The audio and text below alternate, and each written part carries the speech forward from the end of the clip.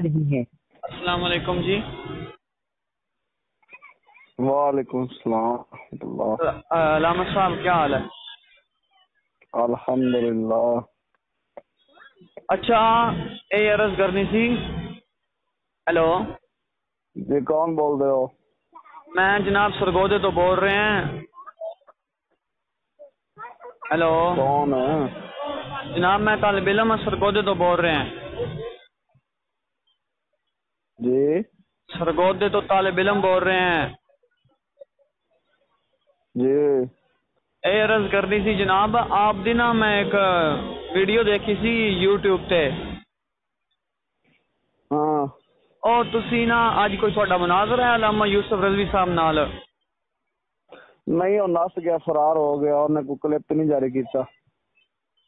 Clip ते मैं वेखिया सी थोड़े ना अपना वीडियो थले कमेंट विच एक लिंक दिता सी, ओ मेरे ख्याल ओदे मेरे ख्याल किसी शिगिर यूसुफ रिजवी जेड़ा ना कोई क्लिप वगैरह नहीं दिता सी उन्हां नाल। नहीं मैं सुनया कोई क्लिप वगैरह नहीं दिता। मैं सुनया ओदे शिगिरद नाल क्लिप, ओदे शिगिरद ने कोई क्लिप जारी कीता, ओदे नाल कर रहे हो?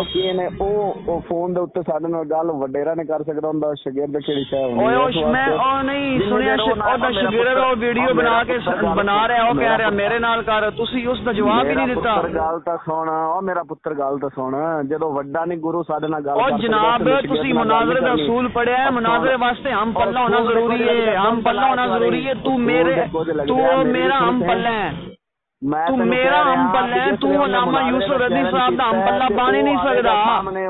और ओ क्यों सामने